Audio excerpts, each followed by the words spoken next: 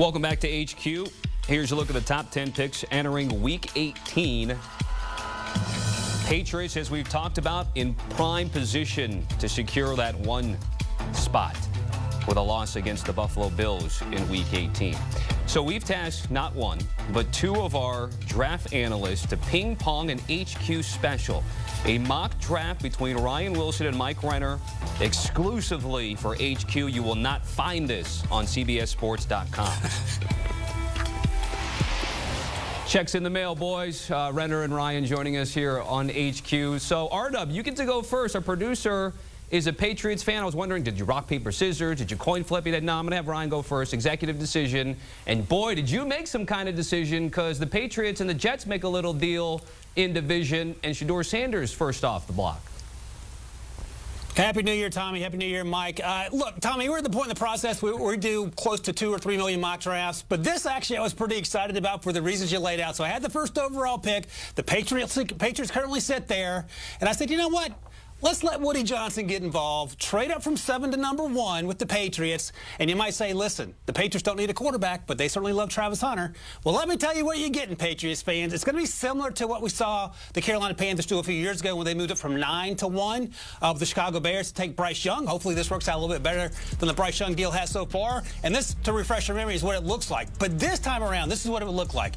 The Jets would obviously trade down to number 7, or the Jets would move up, and they would have to give up the 7th overall pick, the 2025 second-round pick, a 2026 first-round pick, and a 2027 second-round pick in order to do that. And if you're the Patriots, you better sprint and take it. And by the way, DJ Moore was thrown into that deal that I was talking about with the Panthers and the Bears. Let's throw in Malachi Corley as well, the wide receiver. And oh, by the way, the Patriots have more cap space than any team in the NFL, so they can sign a T. Higgins if they want, Tommy.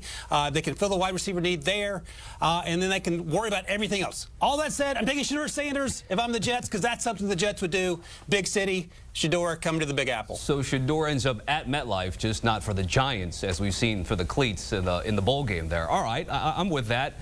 At number 2, Mike, we've got, boy, Cam Ward, which you talk about 1 and 2 mock draft with the 2 quarterbacks, but are the Titans really ready to move on from Will Levis if they're in this spot?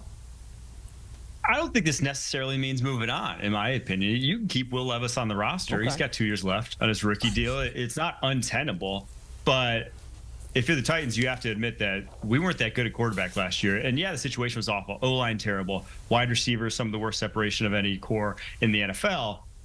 But still, the quarterback wasn't good either. He compounded a lot of those mistakes, taking bad sacks, fumbles. We all know the horizontal interceptions he threw. Cam Ward, just a different animal at the position, brings a different level of playmaking, a different level of outside of structure ability that the elite around the NFL. It's every single guy has it. Will Levis does not, unfortunately. We have not seen that aspect to his game. A true pocket passer. Yeah, he's an athlete, but he doesn't have the creativity that Cam Ward brings to the table. So if you're in this spot, you pull the trigger. There's no other players. You know, Travis Hunter's great, but he ain't changing the Titans franchise around. They need far more than that. And if you're in this spot, you take the quarterback, and you'd be happy about it. All right, Ryan, you brought up Travis Hunter. Mike did. Number 3 to the Browns, 2-way star Travis Hunter to Cleveland.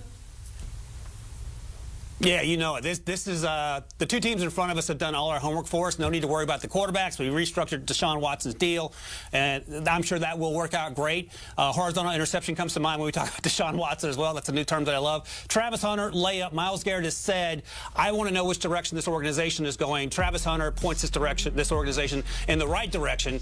Quarterback situation is still a mess. You got to figure that out at some point.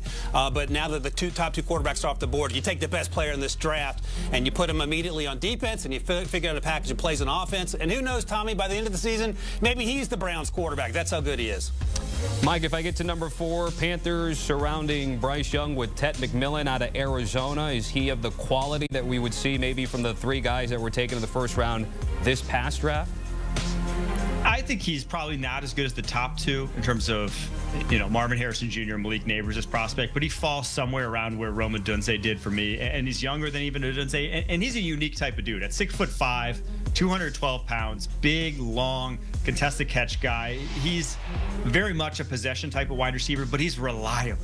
And if you watch this Panthers offense, the one thing that Bryce Young is missing is someone he can rely on, a go-to type of wide receiver. And while we say, yeah, every year pretty much you can find receivers back end of the first, early second round, the Panthers have been terrible at drafting in that spot. Last 2 years, whether Jonathan Mingo, Xavier Leggett, they have not gotten the production out of that position. So it doesn't mean stop trying. It maybe means just go for a sure thing like Ted McMillan. He's that good.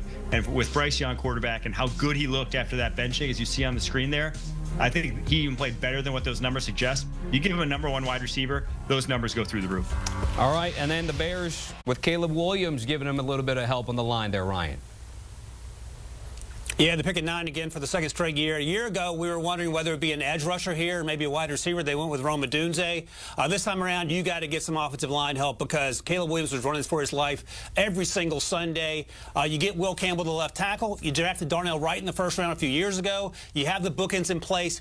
Figure out the rest with the draft and free agency and give Caleb something he can work with as you figure out who's going to be the coach and the offensive coordinator and revamp that offense after a lot of struggles this year, Tommy. All right, Ryan Wilson, Mike Renner, guys, certainly appreciate it. Thanks for participating in that Top 10 Special HQ mock.